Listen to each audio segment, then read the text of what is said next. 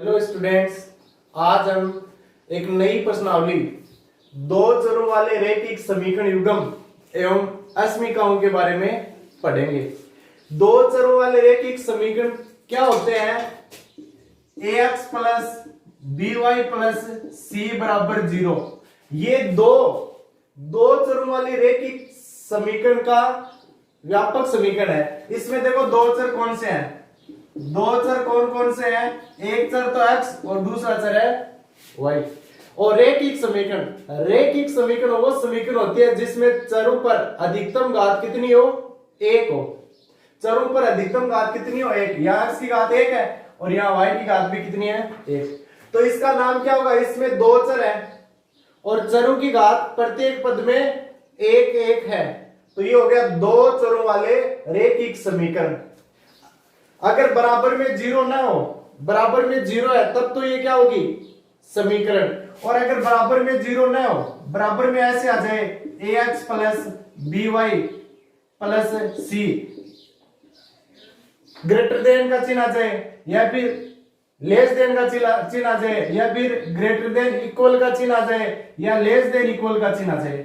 बराबर में जीरो का चिन्ह, ये बराबर का चिन्ह ना होकर ग्रेटर देन का या लेस देन का या ग्रेटर देन इक्वल का या लेस देन इक्वल का, ये चारों चिन्ह आ जाए ना बराबर की जगह, तब क्या होगी? तब ये अस्मिकाएं होगी। तब क्या होगी? अस्मिकाएं होगी। इसमें देखो हम एक सवाल ले रहे हैं जिसमें हम ग्राफ बनाएंगे। परीक्षा में ग्राफ से संबंधित एक 6 नंबर का सवाल आता है। उसमें देखो हम दो समीकरण ले रहे हैं। एक समीकरण है 4x माइनस 5y बराबर 20। एक है 3x माइनस प्लस 5y बराबर 15। ये दो रैखिक समीकरण युग्म है, इनसे हमें ग्राफ बनाना है। इनसे हमें क्या बनाना है? ग्राफ। ये देखो दो चर है x और y, और इस पे घात एक, इस पे घात एक। इसमें भी दो चर है x और y। दो चरों वाले दो रैखिक समीकरण दिए हुए हैं।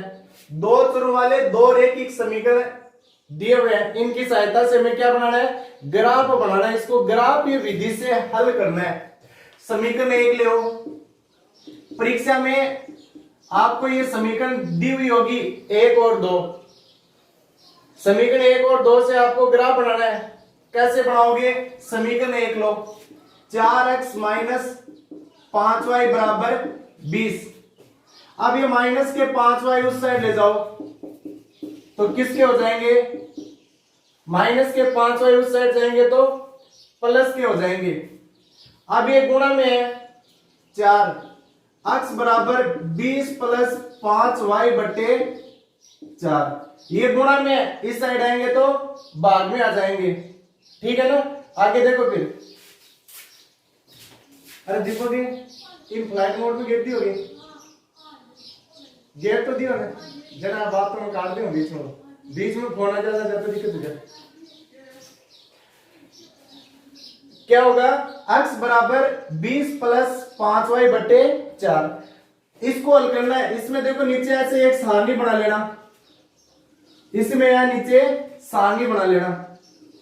ऊपर x लिख देना, नीचे y लिख देना, और इसमें 3 कॉलम बना लिए। ऐसे 3 कॉलम बना लिए।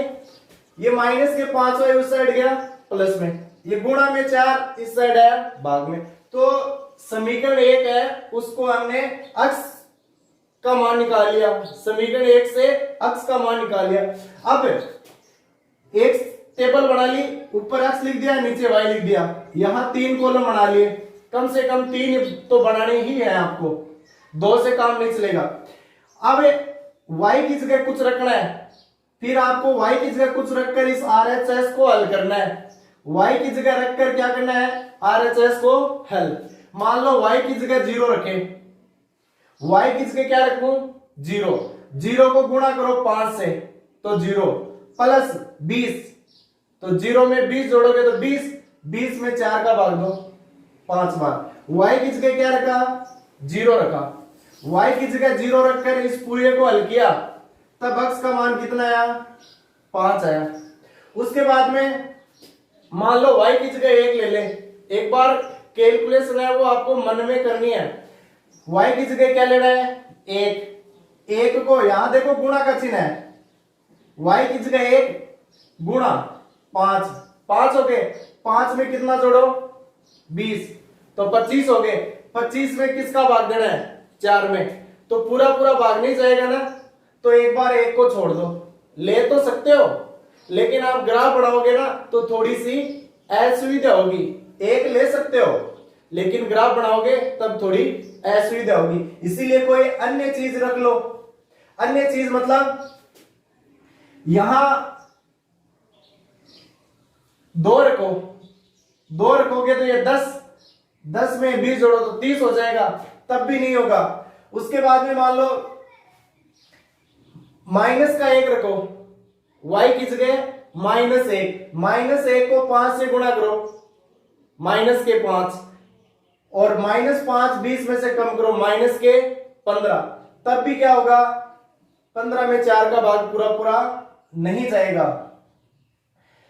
अब आप ऐसे कर लो कि 4 रख लो, बारी बारी से रखना है। 0 रख देना y की जगह, y की जगह क्या क्या रखना है? देखो 0 रखकर चेक कर लेना, फिर प्लस का 1 रख लेना, फिर माइनस का 1 रख लेना, फिर प्लस के 2 रख लेना, फिर माइनस के 2 रख लेना, 3 रख लेना, प्लस के, माइनस के 3 रख लेना, 4 रख लेना, माइनस के 4। ऐसे 1-2 सवाल में आप प्रैक्टिस करोगे ना तो आपको अपने आप पता चल जाएगा कि क्या रखना है।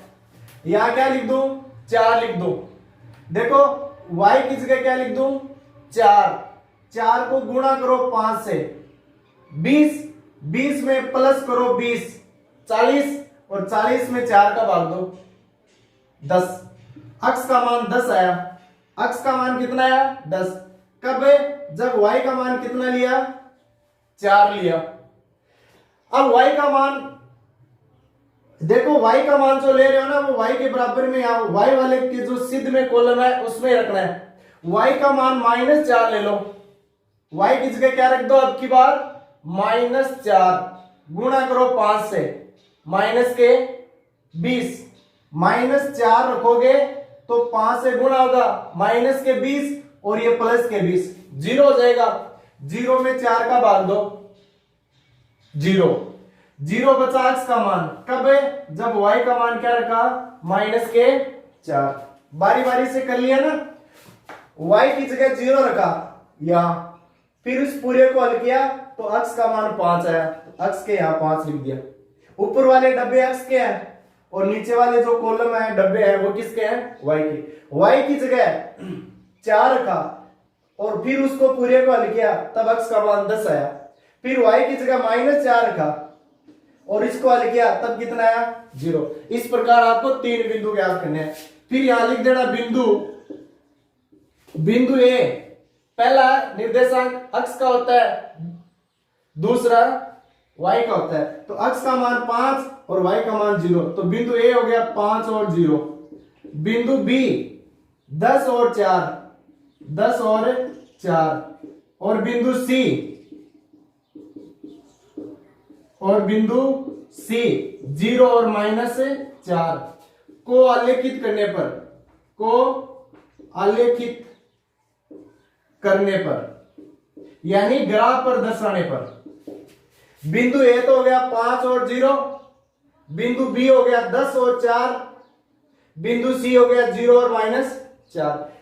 यहां जब बिंदु लिखो ना तो पहले x वाला फिर y वाला, पहले x का फिर y का, पहले x का फिर y का। समीकरण 1 का काम हो गया। अब यही काम, इतना काम किया ना, यही काम समीकरण 2 के लिए करना आपको। तो मैं यहां लिख रहा हूं समीकरण 2 से, समीकरण 2 लिखो, 3x + 5y = 15। समीकरण 2 आ गई, 3x + 5y = 15। y 5y उस साइड ले जाओ, किसका हो जाएगा? माइनस का, प्लस के 5y उस साइड माइनस का। अब ये 3 गुणा में है, इस साइड ले आओ तो ये हो जाएगा बाद में।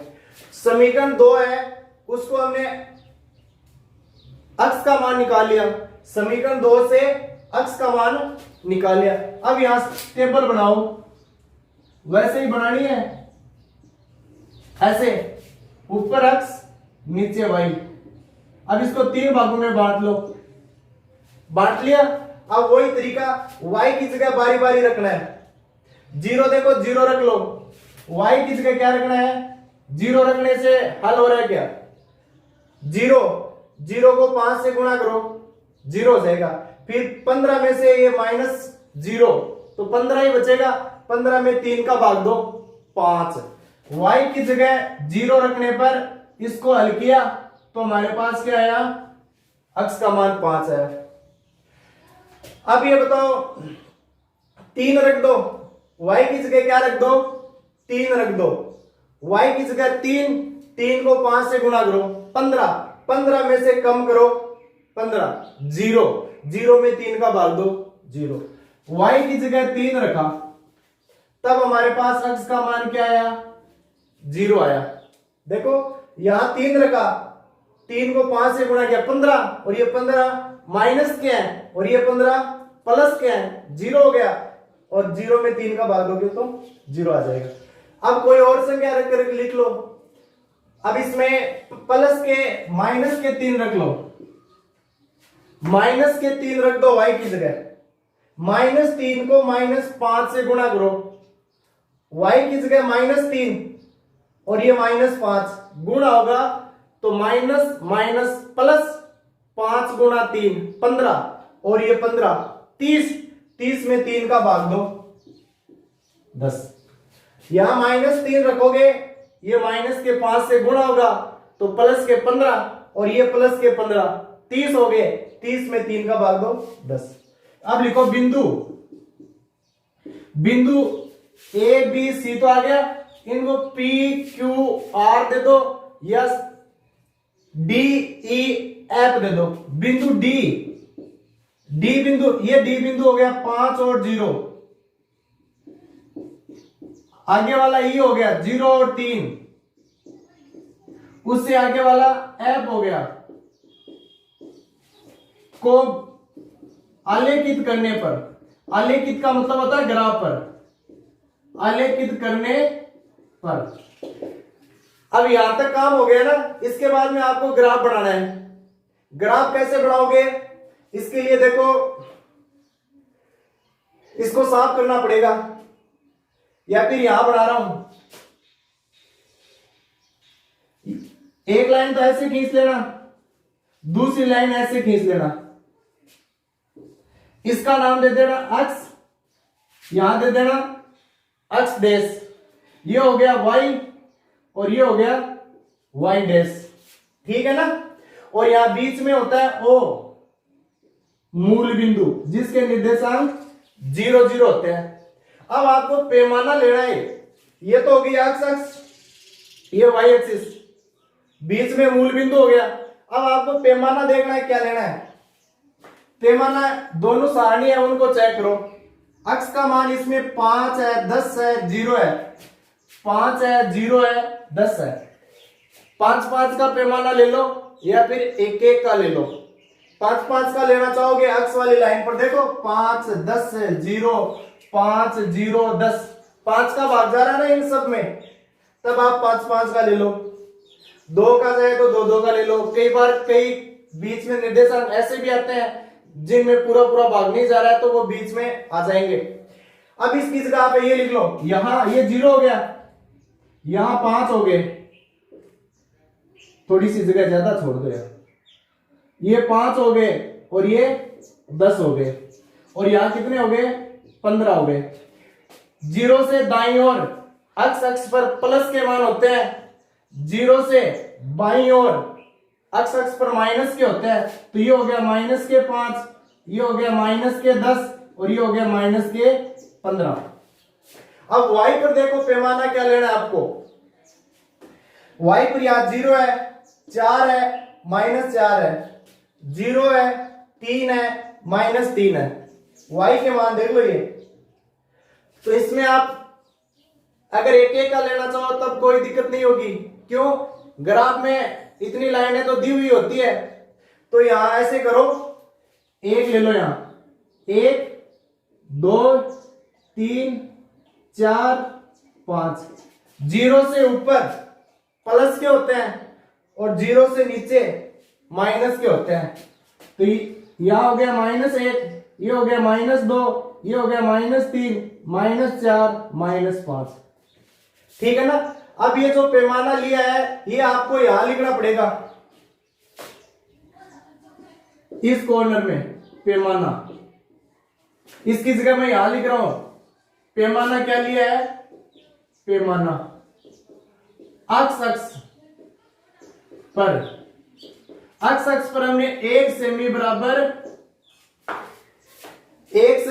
कितना लिया है? 5 5 10 15। 1 सेमी मतलब एक बड़ा खाना। जो ग्राफ का पन्ना आपको दिया हुआ होगा उस पर एक जो बड़ा खाना होता है वो 1 सेमी का होता है। तो या तो एक बड़ा खाना बोल दो या 1 सेमी बोल दो। 1 सेमी बराबर क्या है? 1 इकाई। और y अक्ष पर 1 सेमी बराबर कितना लिया है? एक बड़ा डब्बा है ना, उसके बराबर हमने 1 लिया है। 1 2 3 4 5, एक लगातार 1 2 3 4 5, एक का ही तो अंतर है। तो यहां लिख देना y एक्सिस पर पैमाना है वो 1 सेमी बराबर 1 है, 1 इकाई है। या फिर यहां देखो, एक डब्बे को 5 मान रहे हैं, दूसरे डब्बे को 5, तीसरे डब्बे को 5, तो 5 5 छोड़ रहे हैं ना, तब यहां अक्ष पर 1 सेमी बराबर 5, एक लिख देने 5 5 छोड़ रहे हैं, 1 सेमी बराबर 5 5 छोड़ रहे हैं, तब 5 आएगा। अगर 2 2 छोड़ रहे हैं, ऐसा होता है ना, यहाँ 2 4 6, तब यहां लिखते 1 सेमी बराबर 2। ऐसा होता है ना 3 6 9, तब यहां लिखते 1 सेमी बराबर 3।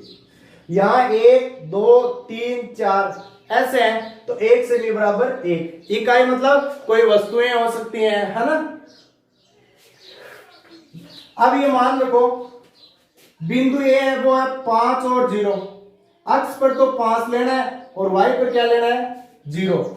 अक्ष वाली लाइन ये है, ये लाइन है, इस पर 5 कहां है? प्लस के, ये रहा। और y पर 0, y वाली लाइन ये है, इसमें 0 कहां है? ये। तो इन दोनों की सिद्ध कहां आएगा? यहां आएगा बिंदु ए, 5 और 0। अब आपको अक्ष पर तो लेना है 10, बिंदु बी है ना, बिंदु बी अक्ष पर तो 10 और y पर 4 प्लस के। तो देखो अक्ष पर 10 और y पर प्लस के 4 कहां है? अक्ष वाली लाइन है उस पर प्लस के 10 ये रहे, यही तो है। और y पर 4 कहां है? प्लस के, ये रहे। ये तो 4 प्लस के और ये 10 प्लस के, इन दोनों की सीध आएगी ना, तो यहां आ जाएगी बिंदु बी, 10 और 4। ठीक है ना।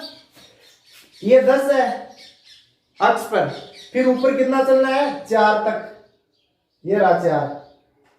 ठीक है ना। इसकी सीध में यहां तक आ जाएगा ऐसे, ये। फिर बिंदु सी लेना है, अक्ष पर तो 0 और y पर माइनस के 4, अक्ष पर 0 और y पर माइनस के 4। अक्ष वाली लाइन पे 0 ढूंढो, यहां बीच में होता है 0, और y वाली लाइन पे माइनस के 4। 0 से कहां चलना है? -4 तक, ये रहा -4।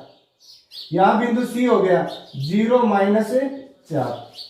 अक्ष वाली लाइन पे 0 और y वाली लाइन पर -4। अक्ष वाली लाइन पे 0 ये रहा, फिर आपको -4 y पर चलना है, तो y पर -4 नीचे की ओर होगा, ये रहा बिंदु सी। अब ए बी सी तीनों बिंदुओं को मिला दो, तीनों बिंदुओं को मिला दो ऐसे, स्केल की सहायता से मिलाओगे ना तो ये तीनों बिंदु मिल जाएंगे। आपको ये तो केवल कच्चा चित्र समझा रहा हूं, आपके वहां ग्राफ में तो लाइनें दी हुई होंगी ऐसे ऐसे और ऐसे लाइनें दी हुई होंगी आडी और टेडी, उनमें आपको ये बिंदु लेने में दिक्कत नहीं होगी, आराम से पता चल जाएगा, एकदम सही से आएगा। फिर स्केल से इन तीनों को मिलाओगे तो ये तीनों एक सिद्ध में आएंगे। 3 बिंदु लेना है, 2 मत लेना क्योंकि 2 बिंदु तो ऐसे ही एक सिद्ध में आएंगे हमेशा ही। 3 बिंदु लेने हैं और तीनों बिंदु एक सिद्ध में आने चाहिए, तभी आपका सवाल है वो यहां तक सही होगा। तो इसको दे देना समीकरण नंबर, समीकरण 1 ही तो है, समीकरण 1। अब दूसरी जो सारणी है उससे ये डी ई एफ बिंदु याद करो। डी बिंदु क्या है, अक्ष पर 5 और वाई पर 0। तो अक्ष पर 5 का है, अक्ष वाली लाइन पर 5 का है, ये रहा। अब आपको वाई पर 0 तक चलना है, तो 0 तो यही है, तो आगे चलना ही नहीं है। जहां बिंदु ए है वही बिंदु क्या है, डी। जहां बिंदु ए है ना वही बिंदु डी आएगा। क्यों, अक्ष पर 5 और वाई पर 0। तो अक्ष पर 5 तो ये रहा और वाई पर 0, ऊपर नहीं चलना है, 0 तो यही है, ये रहा 0, तो ये हो गया। ई बिंदु, अक्ष पर तो आपको 0 लेना है और वाई पर 3 लेना है। अक्ष पर 0, अक्ष पर 0 ये रहा, अक्ष पर 0 और वाई पर 0 दोनों यही होते हैं, और वाई पर प्लस के 3 लेने हैं, तो प्लस के 3 लोगे तो वाई पर ऊपर की ओर चलोगे ऐसे, यह होगा कौन सा बिंदु, ई बिंदु, 0 और 3। अक्ष पर 0 ये रहा और वाई पर 3, तो 3 तक चलो, प्लस के 3 ये रहे, प्लस के 3 चले तब तो ऊपर की ओर, अगर माइनस का 3 होता तो नीचे की ओर। एफ बिंदु दर्शन है, अक्ष पर 10 लेना है और वाई पर -3 लेना है। तो अक्ष पर 10 का है, अक्ष पर 10 ये रहा, प्लस के 10 लेने अक्ष वाली लाइन पर, ये रहा अक्ष पर 10 और वाई पर कितने, -3, तो नीचे की ओर चलो, 10 है ना, इससे -3 नीचे की ओर चलो, यहां ये हो गया -3 नीचे की ओर। कौन सा बिंदु, एफ बिंदु, 10 और -3। पहले तो जाना है 10 पर, प्लस का 10 अक्ष वाली लाइन पर, पहला है वो अक्ष का होता है, तो अक्ष पर प्लस पर गए ये रहा। फिर माइनस के 3 वाई पर, तो माइनस के 3 यहां है, तो यहां तक आना है, ये हो गया। अब डी ई एफ बिंदु को मिलाओ, ये मिल गया। डी ई एफ को मिलाओगे तो ये होगी समीकरण नंबर 2 का ग्राफ, समीकरण 2 का ग्राफ। ये लाइन आपकी याद देखो थोड़ी सी आपको टेढ़ी दिखाई दे रही है, हाथ से मिलाए, अगर आप स्केल की सहायता से मिलाओगे तो ये लाइन एकदम सीधी आएगी। फिर कह रहा है कि वाई अक्ष के साथ जो त्रिभुज बन रहा है, वाई अक्ष के साथ जो त्रिभुज बन रहा है उसके शीर्ष बताओ। तो देखो कौन सा, ये है वाई, ये वाई है, तो यहां देखो एक त्रिभुज बन रहा है, ये मैं इसको छायांकित कर रहा हूं, ये त्रिभुज बन रहा है, ये तो होगी वाई वाली लाइन और ये होगी समीकरण नंबर 2 की लाइन और ये होगी समीकरण नंबर 1 की लाइन। वाई वाली रेखा है ना, वाई एक्सिस, वाई एक्सिस के साथ जो त्रिभुज बन रहा है वो बताना है। तो 2 भुजा तो होगी समीकरण 1 और समीकरण 2 से, एक भुजा होगी वाई एक्सिस वाली, तो त्रिभुज बन गया। एक तो ये बिंदु बताना है और एक ये बिंदु बताना है और एक ये बिंदु बताना है। अब ये बिंदु आपको लिखना है कि ये कौन सा है, यहां ये कौन सा है, ये कौन सा है, ठीक है ना। तीनों, एक शीर्ष ये हो गया, एक शीर्ष ये हो गया और एक शीर्ष ये हो गया, ये तीनों लिख देना। अब यहां से मैं लिखूंगा तो ये लाइन थोड़ी ऊपर थोड़ी नीचे भी हो सकती है, ये लाइन थोड़ी ऊपर थोड़ी नीचे भी हो सकती है। ग्राफ में बनाओगे ना तभी है ना एकदम सटीक पता चलेगा। तो ये तो कच्चा चित्र है, आप ये देख लेना कि समीकरण 1 है वो वाई एक्सिस को कहां काटती है वो लिख देना, निर्देशांक, और समीकरण 2 है वो वाई एक्सिस को कहां काटती है उस बिंदु के निर्देशांक लिख देना, और दोनों रेखा कहां काटती है 5 और 0 पर। एक बिंदु तो ये हो गया 5 और 0। तो ये सवाल है वो 6 नंबर का आता है। अब इसमें हम 1-2 सवाल अस्मिका वाले पढ़ेंगे, अस्मिका वाले। पैमाना लिखना मत भूल जाना, परीक्षा में पैमाना लिखना, अगर पैमाना नहीं लिखोगे ना तो अगला आधा नंबर या 1 नंबर काट सकता है। सारे सवाल एक जैसे हैं, इसी तरह करने हैं। अब अस्मिका का कोई सवाल लो। इसमें हम ले रहे हैं, ये कह रहा है कि y लेस देन इक्वल -3 है। निम्न अस्मिकाओं को आलेख की विधि से हल समुच्चय ज्ञात कीजिए। अब अस्मिका दी हुई है, समीकरण नहीं दिया हुआ है, क्योंकि यहां बीच में लेस देन इक्वल का चिन्ह है। यहां लिखना आपको दी गई अस्मिका को समीकरण में बदलने पर, समीकरण में बदलने पर, तो बीच में बराबर का चिन्ह लगा दो। अस्मिका को समीकरण में बदलना है तो ये लेस देन इक्वल या ग्रेटर देन इक्वल का चिन्ह होना, ये हटा देना, इसकी जगह बराबर का लगा देना। अब y बराबर कितना आ गया? -3। अतः सरल रेखा अक्ष अक्ष के समांतर होगी, अक्ष अक्ष के समांतर होगी। क्यों? यहां देखो y बराबर -3 ही रहना चाहिए, y बराबर क्या रहना चाहिए? -3, और x का मान आप चेंज कर सकते हो। अब इसमें ग्राफ बनाओगे इसका, तो ग्राफ कैसे बनेगा? यहां x लेना है, यहां x डैश लेना है, यहां y लेना है, यहां y डैश लेना है, और यहां 0 होता है मूल बिंदु हो 0 0। y बराबर -3 आया है अस्मिका को समीकरण में बदलने पर। तो ऊपर तो देखो यहां प्लस का 1 होता है, यहां प्लस का 2 होता है, यहां प्लस का 3 होता है, यहां प्लस का 4 होता है, यहां नीचे माइनस का 1 होता है, माइनस के 2 होते हैं, माइनस के 3, -4, यहां 1, यहां 2, यहां 3 ऐसे होते हैं, यहां -1, -2, -3।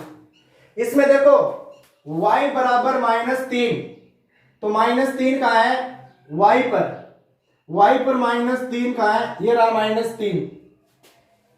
इससे ऐसे एक रेखा आएगी आपके पास ऐसे, ठीक है? क्यों? इसका ग्राफ बनाओगे ना तो अक्ष अक्ष के समांतर आएगा। अगर ये होता ना अक्ष बराबर 3 होता, तब ये जो रेखा है वो किसके समांतर आती? ये y एक्सिस के समांतर। y बराबर आ रहा है तब तो रेखा है वो अक्ष अक्ष के समांतर होगी, अक्ष बराबर आ रहा है तब वो रेखा y अक्ष के समांतर होगी। क्यों? y का मान -3 ही रहना चाहिए हर बार। ये देखो अक्ष का मान से अगर यहां कोई बिंदु है तो उसमें y का मान तो -3 ही है, अक्ष का मान 1 हो गया। यहां देखो अक्ष का मान 2 है, अक्ष का मान तो क्या 2, देखो इस साइड 2, इस साइड -3 है y का मान। यहां लो अक्ष का मान 3 है लेकिन y का मान -3 है। यहां देखो अक्ष का मान -1 है लेकिन y का मान -3। इस रेखा पर कोई भी बिंदु ले लो, इस रेखा पर कोई भी बिंदु ले लो, y का मान है वो -3 ही रहेगा, अक्ष का मान है वो हर बार चेंज हो रहा है। अगर आप इसकी टेबल बनाना चाहो तो ऐसे बना सकते हो, क्या दिक्कत है? फिर अगर आप टेबल की सहायता से करना चाहो तो अक्ष y बराबर कितना है? -3, और x बराबर क्या है? 0। क्यों? y बराबर -3 है और x का मान इसमें है नहीं x, तो ये 0 हो गया। x का मान 1, y का मान -3, x का मान -3, y का मान 3, -3। y का मान हर बार -3, -3, -3 ही रहेगा। x का मान आप 0 ले सकते हो, 1 ले सकते हो, -3 ले सकते हो, x का मान आप चेंज कर सकते हो। क्यों? अब आगे देखो छायांकित क्षेत्र है, हल क्षेत्र बताना है। अस्मिका में मूल बिंदु रखने पर, अस्मिका में मूल बिंदु रखने पर रखो। मूल बिंदु मतलब, मूल बिंदु का मतलब क्या होता है? 0 0। अस्मिका में मूल बिंदु यानी x की जगह भी 0 रखना है और y की जगह भी 0 रखना है। अस्मिका में मूल बिंदु रखना मतलब जहां x है वहां 0 रखना है, y है वहां भी 0 रखना है। तो अस्मिका यही तो थी ना, अस्मिका यही तो थी। अब इसमें अक्स है क्या? नहीं है, तो अक्स है ही नहीं तो जीरो कहां रखोगे? y की जगह क्या रखना है? जीरो। अक्स नहीं है, केवल y है, तो y की जगह जीरो रख दो। क्या ये कथन सत्य है? जीरो है वो छोटा होता है क्या या बराबर होता है क्या -3 के? नहीं, जीरो है वो -3 से बड़ा होता है। ये जो कथन है ना, ये कथन असत्य है। क्यों? ऊपर वाला कथन कह रहा है कि -3 है, वो देखो तीर का खुला मुंह, ये जो तीर है इसका खुला मुंह -3 की ओर है, तो ये कथन कह रहा है कि -3 है वो बड़ा होता है किससे? जीरो से। नहीं, माइनस की जितनी भी संख्याएं होती हैं वो जीरो से छोटी होती है, तो ये कथन असत्य है। अतः छायांकित क्षेत्र, छायांकित क्षेत्र मूल बिंदु से, मूल बिंदु के विपरीत ओर होगा, मूल बिंदु के विपरीत ओर होगा, तथा यह छायांकित क्षेत्र ही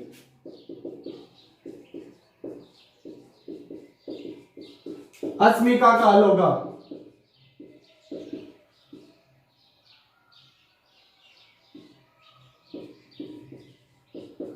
हल क्षेत्र, अगर ये कथन सत्य होता ना, ये कथन सत्य होता तब तो क्या करते? छायांकित क्षेत्र मूल बिंदु की ओर होता, मूल बिंदु की ओर। अब देखो सरल रेखा ये है, ये सरल रेखा है और ये मूल बिंदु है, ये तो सरल रेखा होगी और ये मूल बिंदु हो गया। सरल रेखा से मूल बिंदु की ओर, ये तो ऊपर की ओर होता, ये सरल रेखा है, इससे मूल बिंदु किस ओर है? ऊपर की ओर। ये सरल रेखा है, इससे मूल बिंदु के विपरीत, तो विपरीत नीचे की ओर हो गया, तो ये हो गया हल क्षेत्र नीचे की ओर, दूसरी साइड। अगर ये कथन सत्य होता तब तो छायांकित क्षेत्र है वो इस सरल रेखा से मूल बिंदु की ओर होता, तो इस सरल रेखा से मूल बिंदु ऊपर की ओर है, ऊपर की ओर छायांकित करते हैं। और ये कथन असत्य आ रहा है, तो ये सरल रेखा है, इस पर छायांकित जो क्षेत्र है वो मूल बिंदु से विपरीत, तो मूल बिंदु की ओर तो ऊपर और मूल बिंदु के विपरीत नीचे, तो ये हो गया अस्मिका का हल क्षेत्र। अस्मिका कौन सी है?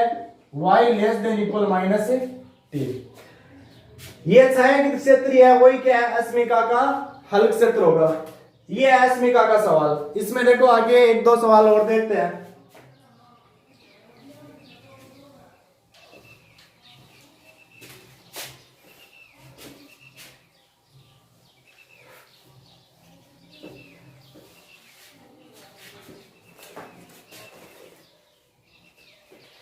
इसमें एक क्वेश्चन है, अस्मिका है x - 2y लेस देन 0, ये अस्मिका है। अब इसमें आप दी गई अस्मिका को समीकरण में बदलो,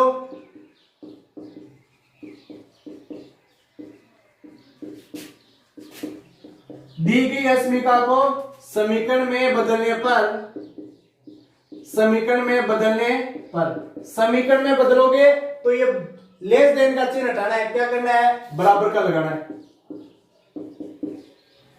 लेस देन का चिन्ह हटाकर किसका लगाना है? बराबर का लगाना है। अब इसकी सारणी बना लो, या तो ऐसे लिख लो, सारणी बना लो, ठीक रहेगी।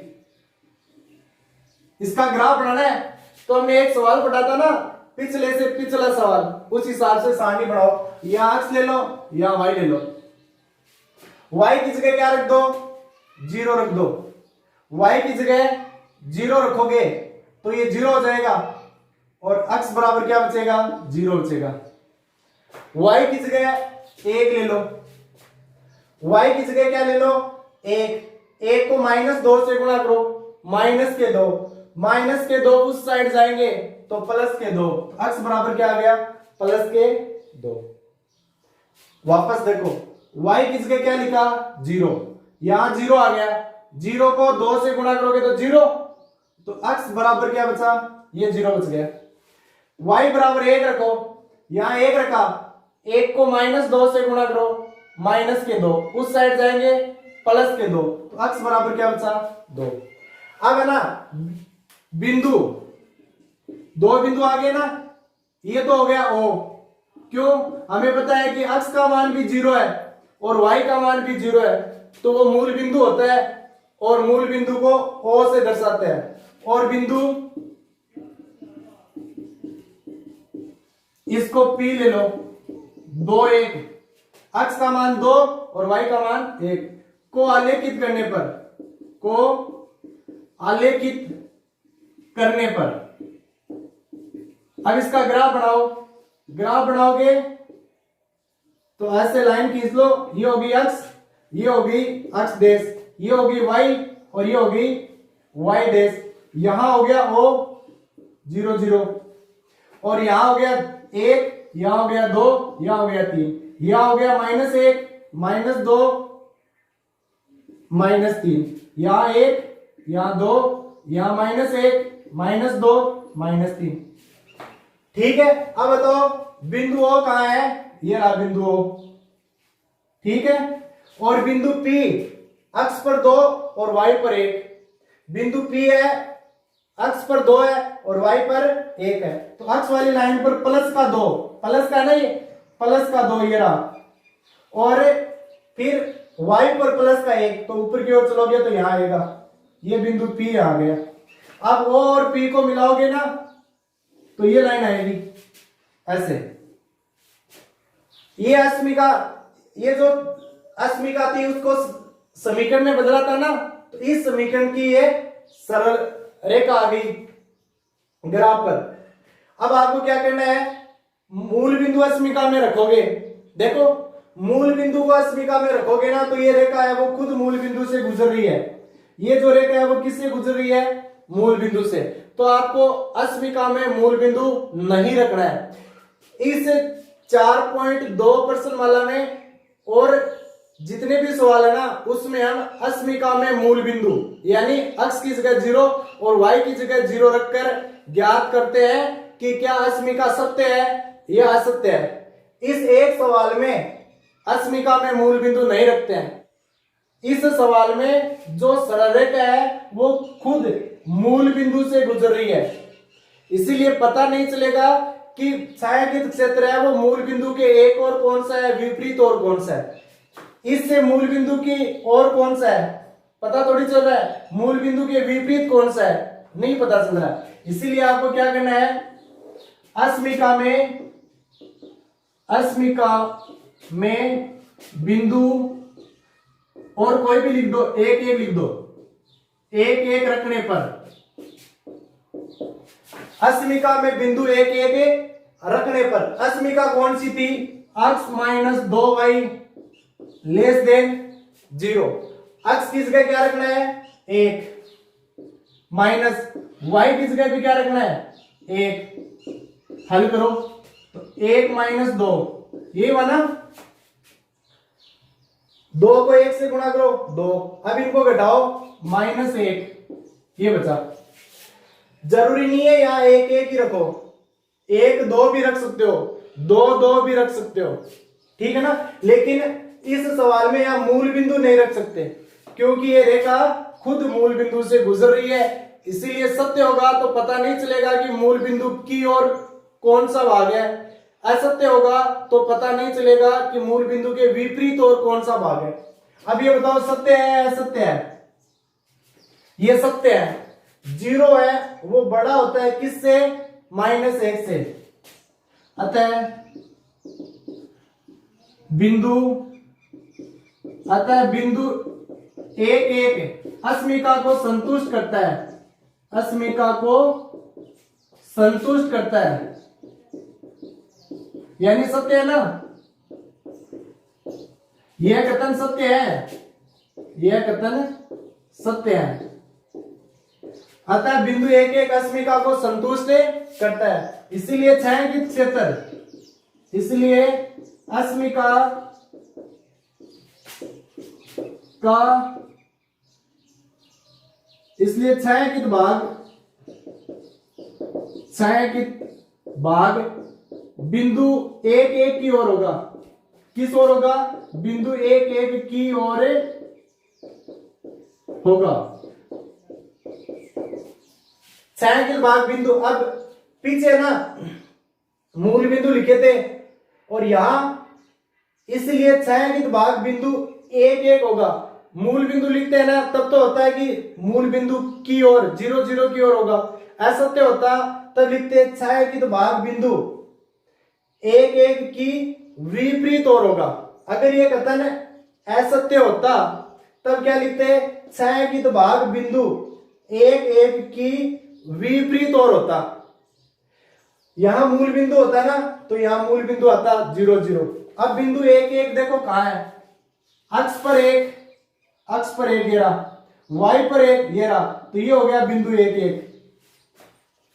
यही तो है, अक्ष पर एक ये रहा, फिर y पर एक ये हो गया। बिंदु 1 के और इस रेखा से बिंदु 1 1 ऊपर की ओर है तो छायांकित क्षेत्र ऐसे ऊपर की ओर होगा। अगर ये कथन असत्य होता तब छायांकित क्षेत्र ये 1 1 बिंदु है ना इससे विपरीत ओर नीचे की ओर होता। ठीक है ना? और ये छायांकित क्षेत्र क्या है? अस्मिका का हल क्षेत्र है तथा छायांकित क्षेत्र ही अस्मिका का हल क्षेत्र होगा। ठीक है ना? ये सवाल है ग्राफ के, तो इनमें से आप कर लेना।